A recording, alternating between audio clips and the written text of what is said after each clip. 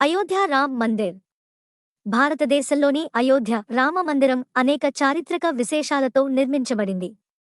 ఈ ఆలయం హిందూ దేవుడు రాముడి జన్మస్థలం మరియు మతపరమైన చారిత్రక ప్రాముఖ్యత కలిగి ఉండటం గమనార్హం. రాముడి వైభవాన్ని ప్రపంచానికి చాటి చెప్పేందుకు ఈ ఆలయాన్ని నిర్మించారు. ఈ ఆలయ కుంభాభిషేకం జనవరి 22న జరగనుండడం గమనార్హం. ముఖ్యంగా ఈ నగరం గౌతమ బుద్ధుడు మరియు మహావీరుడు వంటి జైన మరియు బౌద్ధ గ్రంథాలతో ముడిపడి ఉంది. భవిష్యత్తులో ఈ ఆలయం హిందువులకు ప్రత్యేక పుణ్యక్షేత్రంగా కొనసాగుతుందనడంలో సందేహం లేదు. ఇది మన మతానికి, సంస్కృతికి ప్రతీకగా నిలుస్తుంది.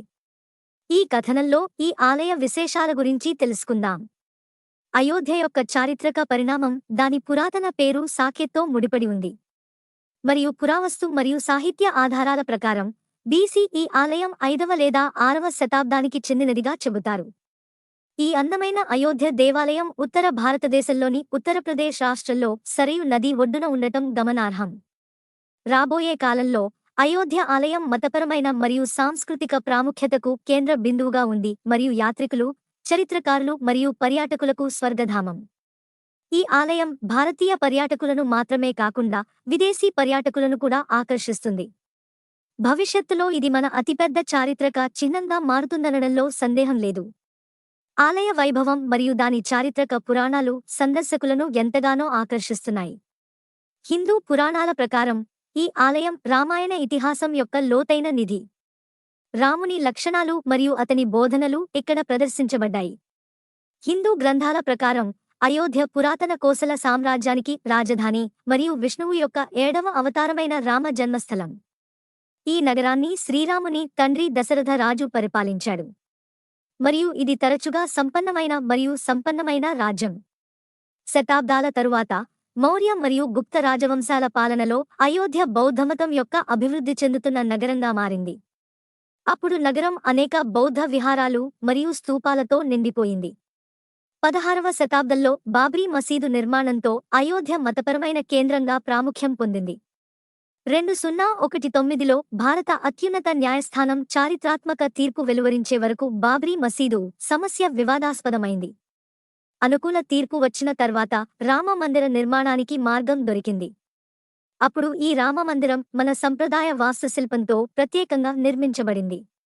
రామాయణంలోని అధ్యాయాలను వర్ణించే క్లిష్టమైన శిల్పాలు మరియు మన భారతీయ వాస్తుశిల్పాన్ని తెలిపే శిల్పాలతో సహా అనేక శిల్పాలు ఇక్కడ ఉన్నాయి.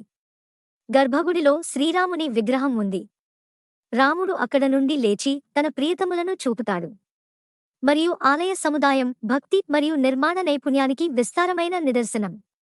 హిందూ విశ్వోద్భవ శాస్త్రం ప్రకారం 4 యుగాల చక్రంలో 2వ యుగం అయిన త్రేతా యుగం నుండి అయోధ్య నగరం ఉనికిలో ఉందని నమ్ముతారు. పురాతన కాలంతో ఈ అనుబంధం నగరం యొక్క చారిత్రక ప్రాముఖ్యతను పెంచుతుంది. హనుమంతుడు రాముడికి అనేక విధాలుగా సహాయం చేశాడు. అందుకే అయోధ్యలో తన స్నేహాన్ని చాటుకోవడానికి హనుమాన్ గారి ఉన్నాడు. ఇది హనుమంతునికి అంకితం చేయబడిన ఆలయం. ఈ ఆలయం కొండపైన ఉంది మరియు మనకు అయోధ్య యొక్క పక్షుల వీక్షణను అందిస్తుంది. సీత వంట చేసే టెంట్ కూడా ఇక్కడే ఏర్పాటు చేయబడింది. సీతాదేవి అయోధ్యలో ఉన్న సమయంలో ఆహారాన్ని వండిన ప్రదేశంగా ఇది కనిపిస్తుంది. ఈ స్థానం వంటగది కోడ్ ద్వారా సూచించబడుతుంది. యాత్రికులు తమ మతపరమైన తీర్థయాత్రలో భాగంగా దీనిని సందర్శిస్తారు. అయోధ్యలోని ఈ నగరంలో వార్షిక దీపోత్సవ్ అయోధ్య కార్యక్రమం జరుగుతుంది. ఈ రోజున అయోధ్య నగరమంతా వేలాది మట్టి దీపాలతో వెలిగిపోతుంది. వీక్షకులను ఎంతగానో ఆకర్షిస్తోంది. అయోధ్య చరిత్ర పురాణాలు, సాంస్కృతిక పరిణామం మరియు మతపరమైన ప్రాముఖ్యతతో ముడిపడి ఉంది. అందువల్ల యాత్రికులు మరియు పర్యాటకులు అయోధ్యకు పోటెత్తుతూనే ఉన్నారు. ఇది చారిత్రక దేవాలయం అనడంలో సందేహం లేదు. మీరు కూడా ఒక్కసారి అయోధ్య రామ మందిరానికి వెళ్లి ఆ శ్రీరాముని పూజించండి.